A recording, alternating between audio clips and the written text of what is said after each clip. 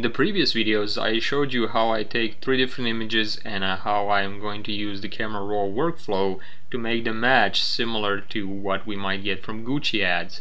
Very famous look that everybody asking me about. Now of course it's not just any image that we can do this to. It makes sense to have similar type images. That's why I chose those beach images. And also we can use the Cooler website from Adobe to analyze our images, get a better sense of the color relationships, especially on the color wheel, and how they match with one another, giving us that complementary look of warm versus cold tones. And in order to get that from our own images, I showed you how we can use different raw conversions and how we can use the smart object in camera raw to get multiple raw conversions together to give us the best what we can get from our images, no matter what the situation. This is very flexible way of working, but unfortunately it requires a bit more skill, especially in terms of masking. So I was going over various things that I did to this image in terms of masking, because I think the masking for any retoucher who is serious about working is very important, especially if you are proficient at it. I also talked about what I did to the image without showing you how I did it. What elements did I remove from the image? What did I do with the color correction? What was my workflow in terms of layers and groups of layers? This was more so you can see my way of thinking, so you can also get a sense of what the overview of the information in the image would be. Then in the last video I showed you all the different ways in which you can speed up your workflow using masks, and also how to mask certain elements, how I mask in this image, which is very important, because if you're good with masking using keyboard shortcuts and all of that, you can spend less time worrying about how you're going to do something and more about make better creative decisions by focusing more on them instead of figuring out how to do something. And of course also we talked about how we can use then those selections with different adjustment tools to get the best out of our images. And in this video we're going to talk about 2 things: retouching element of this image, tips and tricks for that and what I did, and also how I worked on using masks for different color adjustments. If you made it this far, congratulations! We are on part 6, believe it or not. And of course, if this is the first time you're seeing this video, it's a part of the series, so I will post different episodes at the bottom so you can take a look. And where are my manners? My name is Krunoslav Stifter and welcome to my blog, or if you're watching this on my YouTube channel. The more people see this video, the more videos I can make, so please, if you think this is worthy of sharing, give it a share, give it a likes button. Let me know what you think. I really like this to be more interactive, so if you have any questions, feedback or anything, please leave some comments. And of course, if you like to receive more from this series and further videos I will be making, please subscribe. Thank you. Now let's get started.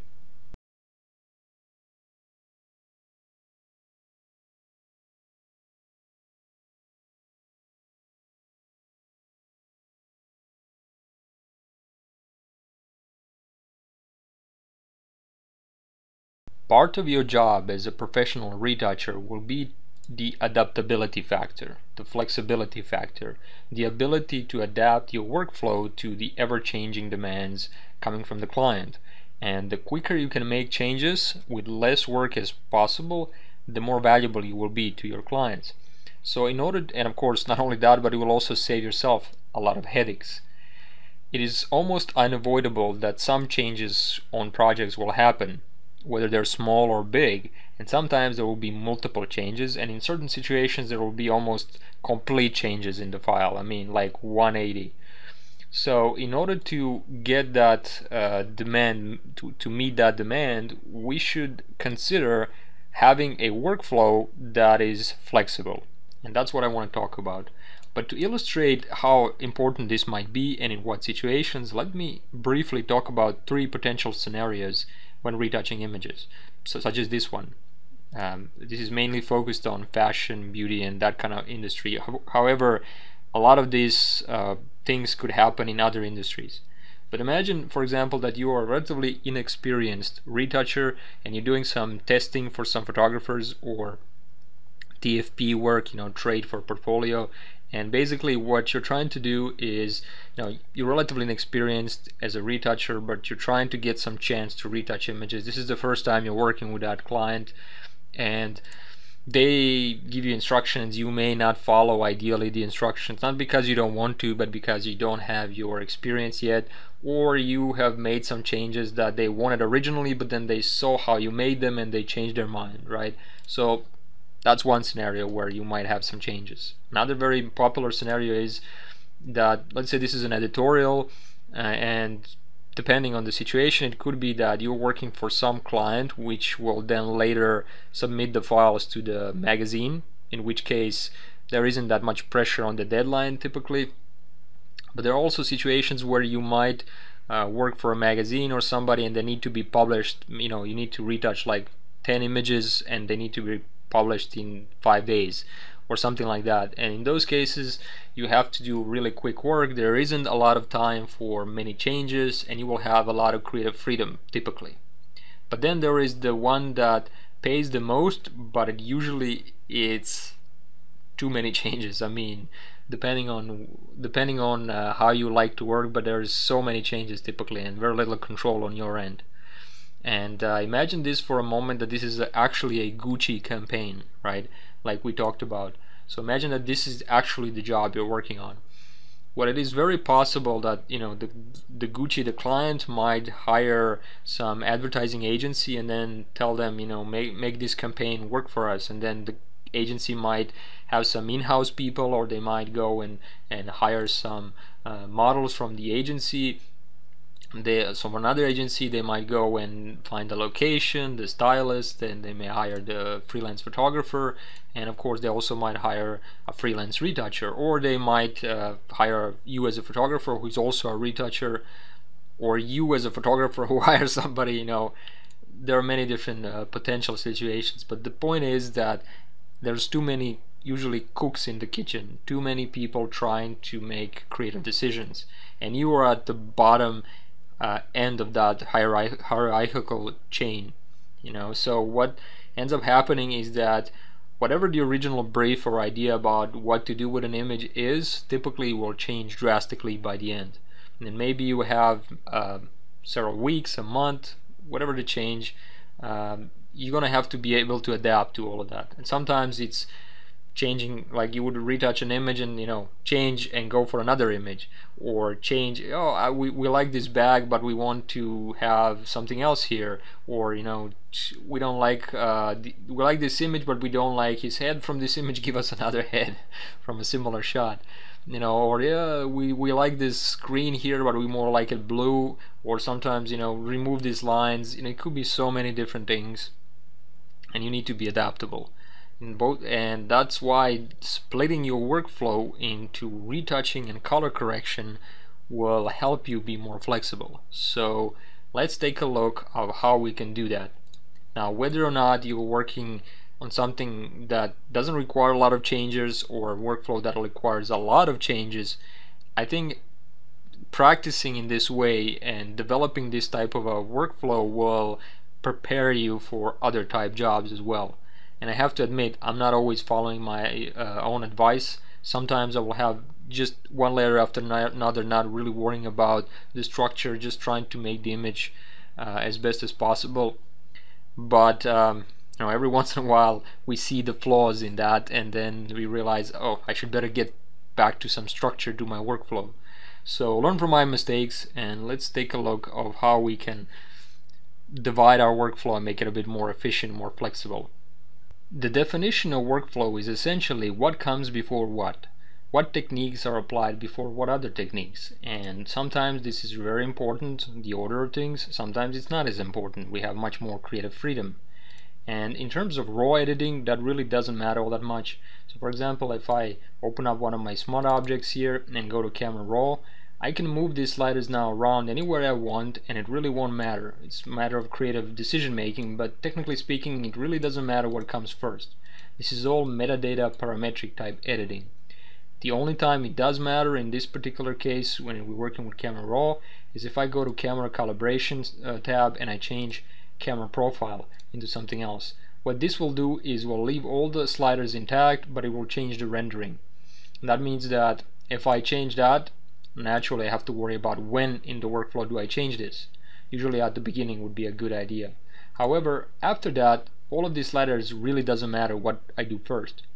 However, when you go to Photoshop and you start playing around not with metadata anymore, but more with layers and pixels, things start to matter very much, and we want to remain flexible. So one of the ways we can make sure that we keep this flexibility is first to create a group in which you can put all your creative cleanup and retouching and dodging and burning, all those type of layers. Here in my group, for example, I have one where you can see I have cloned and healed things. I have one for dodging and burning, and so on. But if I had a lot of dodging and burning layers, I would put them in its own separate group. But basically speaking, they should always come first, and then after that should come color correction. And these are my color correction layers. They're all adjustment layers with masks. I already showed how mask works and all that, but here's my point. This is not merge everything to its own new layer and then apply color correction to it. These are all adjustment layers, so they're easily adjustable and they affect everything below it. This is very flexible now, because let's say the client decides to make 2 changes to this image. One change would be, you know what, there was a boulder here that you had, I want you to remove that boulder. Well, I can easily, as remember, remove that boulder, and all of this color correction will apply equally to everything. So I don't have to readjust that area where I removed the boulder, or if I wanted to get it back, I don't have to color adjust for that separately now, like when you do after cloning or healing. Everything is affected equally by the color correction. So that works very well because you don't have to do 2 steps. And of course, if he says, you know what, I want you to change some stuff and I can apply some color correction on top of that, well, that area and everything below it will be affected again the same way. So having color correction in form of adjustment layers on top of everything is a very flexible way to work. Now, of course, in case some might ask, the curves adjustment layer is basically pretty typical cross-processing method. So on the red you make this S curve, on the green you make this S curve, and on the blue channel you make the reverse S curve. Well, that's about it. It gives you this little cross-processing effect. But as you can see, that's how I would work. First my cleanup and retouching, then on top of that color correction. If this was in reverse order, then usually when I clone and heal, I heal on the different adjustments. So you might run into something like this, these kind of problems if you change color later. So that's why having this order, cleanup and retouching first and then color correction, is a good way to do it. That way we'll remain flexible, and that's what I would recommend. Sometimes I don't follow my own advice, but then I realize that having structure in your workflow like this is a good idea.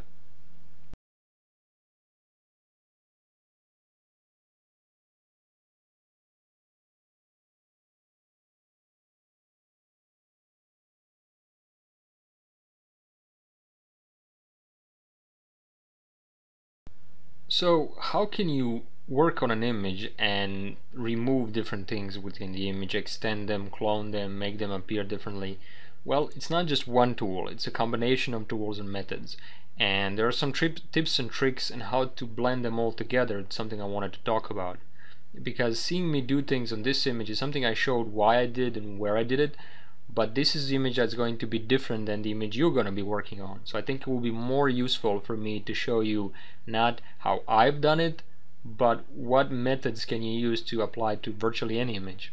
Alright, so let's first, to demonstrate my first kind of set of tips, is that I'm going to deactivate this color correction group and cleanup and retouching group, and I'm just going to have these multiple raw conversions. To make this simple to understand, I will duplicate this open document to its own new document and merge everything to a background. Now you have a very standard scenario where you just have a background layer. And of course there are elements within this image that are distracting, so we want to remove them. Let's start with this one. We want to remove this speck on the sand. Now typically when people are trying to do something like this, they don't work on the background layer unless you're a complete beginner. Typically what you do is you would probably copy the background layer, take your brush, or clone tool, maybe set it to hardness here, smaller brush size, then Alt or Option click somewhere in close to it and just sample a point and just paint over this area real quickly, because that's what we want to remove, right? And using this we can quickly get rid of this problem here. This is not a complicated situation, so it's an easy demonstration, but we just got rid of this. And the idea was, of course, that it's non-destructive workflow, meaning that not that we didn't destroy the image, but rather that we have done it on a new background layer. So we don't rely merely on the history of the file, we also rely on the layer workflow. And I can deactivate and see before and after of this. However, the first problem when doing this the classical old school way of duplicating the background layer is that you're effectively doubling the file size. Every time I'm copying the background layer, I'm copying everything that was the size of the original file. So if you have a 16 bits per channel Hasselblad big huge file, then you copy the background layer just to remove few blemishes, you're gonna make the file size double. That's not very economical. There's a better way to do it. So the way I like to work, I'm gonna delete the background layer and the copy of the background layer, and instead I'm gonna work on blank layers. So I'm gonna create a new blank layer. I'm gonna use my same tool, except I'm gonna make sure that my sample point up here is set to either current and below or all layers. If it's set to current layer, of course it's going to only sample from the layer I have selected. Blank layer means blank cloning, nothing happens. Current and below, this one and everything below it. All layers, that means everything above it and below it, anything that's visible. I like to work with current and below. So I'm gonna zoom here again and I'm gonna do the same thing. I'm just gonna really quickly remove this.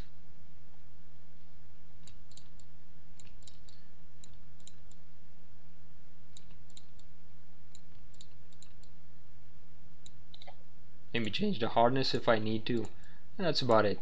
Okay, so the thing is that this is now on its own new layer, as you can see. So everything else is made invisible. Only we have is this layer. Everything else is blank.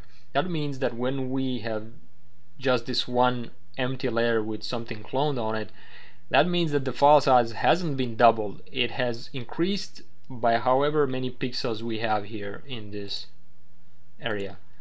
And that's not that big, so that's one more economical way to work. But if I have another element I want to remove, I would create a new blank layer, leaving this one on. So maybe here I want to remove some of these parts of the sand, right? Well, I would easily remove those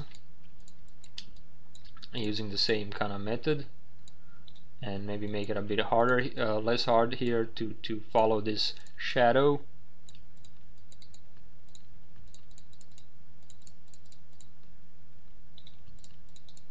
Sample a few points, and let's say this is something I want to remove.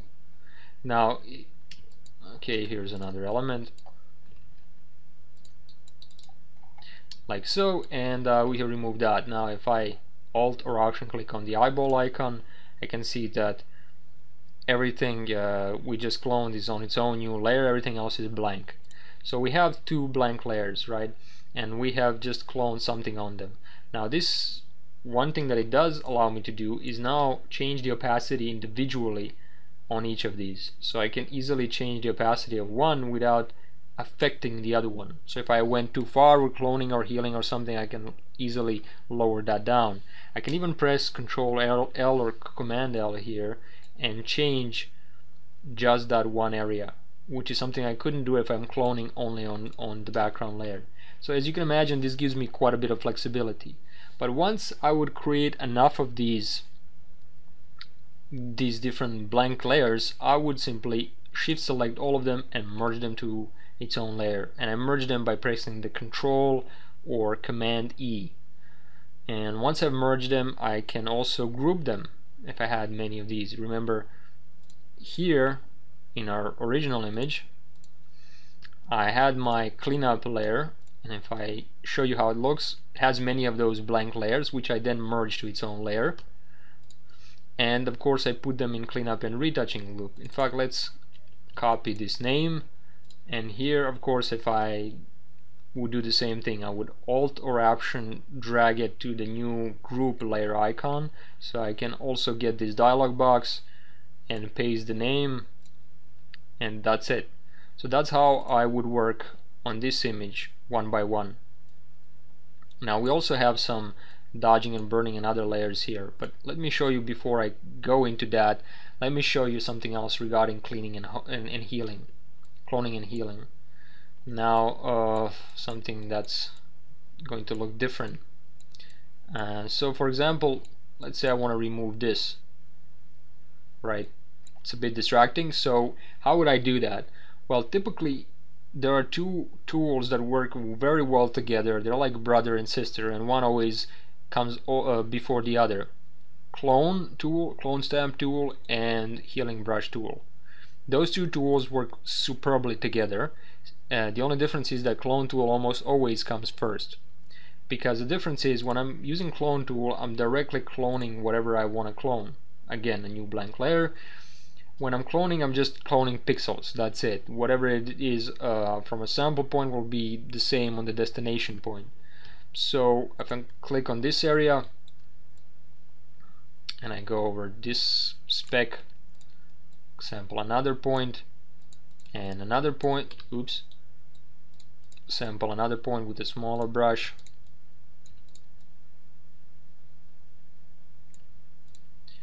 and this area. But now, as you can see, we have a problem. We are now reaching a point where clone tool doesn't do such a great job anymore, because we now have difference not only in the texture, but we also have differences in the color. And this is where, additionally to this one, using a healing brush tool combined with clone tool will give me better results. Except this time I'm going to create another blank layer again. Make sure that my sample point is current and below. I'm going to sample a point, and I'm going to go over this area. When I do what this tool does, it basically samples a point and then tries to match the texture and the color and everything. It's not so good when it comes to edges. Sometimes picks up too much of the wrong edge, but with this kind of scenario it does a nice job. And again, this is where it's too close to the edge, so this speck of here looks a bit out of place. So I'm going to switch back to clone tool. I could create another layer, but I don't have to this time, and just going to paint over this area here. And if I shift click on both of these, merge them by Control Command E, I can see what I've done. But I've seen that, you know, it's not perfect. I'm seeing some repeating patterns and elements that I could even do better. So I'm going to create another blank layer using my healing brush tool. I'm going to sample a different point here, which is going to blend the colors but keep the texture from this element. This will make it more natural. And this is how I would do it. Now of course this area is too close to the edge, so it doesn't look good, so again I'll click to my clone tool and go back to doing that. And this is how you can use both tools to get overall better looking job. I'm going to shift click again to select them, Control or Command E to merge them, and this is how it's going to look. If I zoom in to 100%, maybe even more, this is before, this is after, this is before, this is after.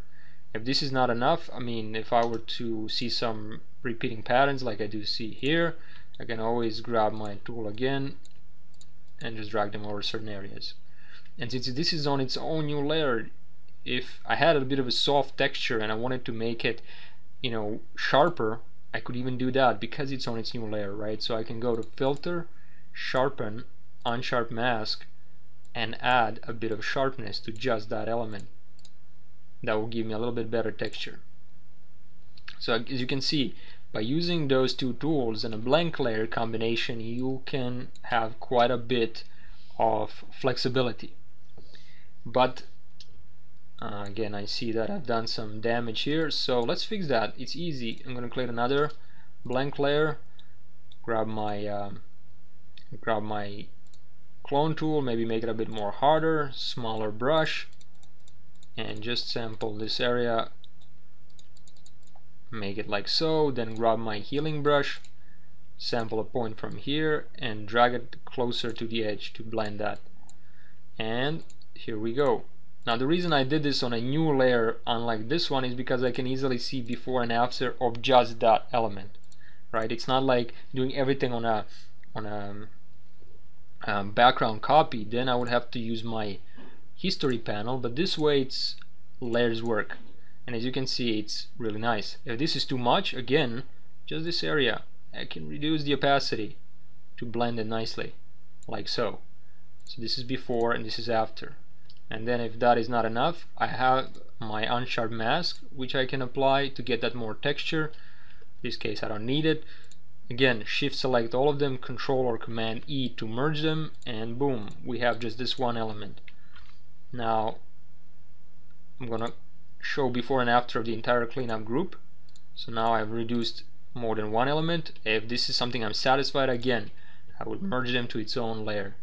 And this is how I would continue building up one by one until I get to areas where I want, right? So here's another element what I would like to remove. How do I do that? Well, again, I would create a blank layer, grab my clone tool, make it a bit soft edge, and just kind of paint over certain areas close to the edge. Make sure that I don't select something that I don't want. A little bit from this side, a little bit from that side, if I'm not sure what to do with this, I can always clone parts of this area here, right? So I'm going to create a new blank layer. This is why it's so great to work with this. I'm going to sample this point and I'm going to drag it over here, but hey, this is not what I want, right? So I can grab my move tool, reposition it, I can even rotate it until I get something that I want, like so, and apply that. Grab my, in this case I can even grab my eraser tool here, make sure that it's on soft edge and delete some of this. I went too far on the leg, no problem. Since it's on its new layer, right, I can delete that as well. Same for this one, to get that hard edge of the leg. And as you can see, by working with these blank layers we can get really far. And then, hey, there's a part here that I would like to not clone but heal. Great, I can create another blank layer on top of it, sample a point from here and paint over that area. And maybe I'm seeing too much repeating patterns, so let's sample another area like so. This is a bit too much, so let's reduce the opacity to blend it better, and here we go. So let's see, just this area. I'm going to deactivate the group before and after. I'm liking it but not too much, so what I'll do is I'll shift select again all three, control or command E to merge them, zoom, and let's reduce the opacity slightly, maybe to this point. Let's see, that looks better, right? And if this is not enough, maybe, you know, there's more contrast here, maybe I could add contrast to this now. Okay, control L. So this is on its new layer, right? I can now change certain things to this, maybe add a bit more contrast like so. And that's too much, but if I wanted to change that, I can easily, you know, just click on the levels again, add slightly more contrast, click OK, then go to edit, fade levels, and shift the mode to luminosity, reduce the opacity a bit of that adjustment, and there we go. That's how you can use these blank layer combinations and tools of healing and cloning to change just about anything. Now I'm going to merge that to its own new layer, and now we have everything once I'm done on its own layer, and it's not even that big. We just have these specks of land cloned, right? So the file size is bigger, it's economical, and it's much more flexible than using a copy of the background layer. Now there are a few things we can add to this to make it even more flexible and work with even more complex situations. Alright, so this episode is already about 30 minutes, so I just talked too much. Anyway, so I wanted to keep it under at least 20-30 minutes to not make it too long, but there's more things I want to show you. So I'll divide it into another episode then, and this is where we'll stop for this one, and then I'll record right after this one the next one, and I'll upload that tomorrow. And here's what I'll show you in the other episode. We just show you how you can use clone and heal tools to supplement each other, right? And I showed you how you can use blank layers and easily manipulate anything within the image very flexibly.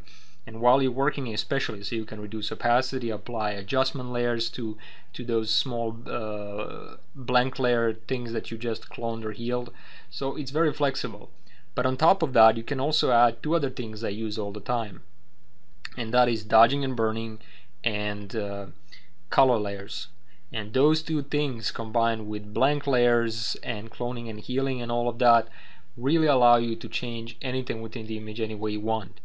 And that's something I want to cover, but I can't cover it, I can't do justice to it by showing it to you right now or make this episode like really long. So in the next episode I'll show you dodging and burning, and I'll show you also how you can combine that with what we just saw, and I'll show you color layers and how you can combine that with everything I just showed you, with blank layers and everything. And by understanding how these tools work, and there's nothing in an image you can't change really, and with a lot of flexibility. So stay tuned for tomorrow when I'll upload the next episode showing you all of that. Okay?